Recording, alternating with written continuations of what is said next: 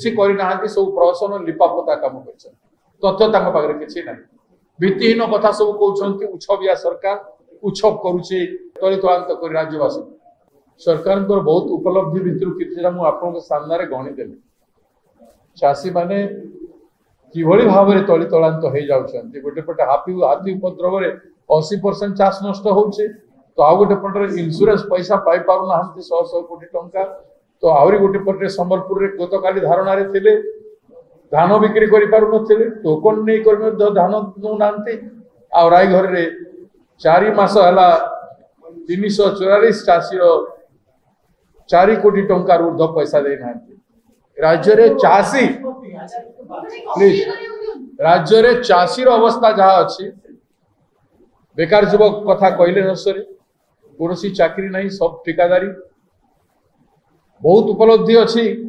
जिते शिल्प कंपनी मान को आनी आ कौन करी सब रामायण कह आमे चार्जसीट करूँ ड्राफ्टिंग कमिटी चार्जसीट कर ड्राफ्टिंग कमिटी सदस्य मैंने खाली रे सब प्रहसन लिपापोता काम कर तथ्य पाखे किसी ना भित्तिहीन कथा सब कहते उछबिया सरकार उछब करुच्ची तलितलांत कर राज्यवासी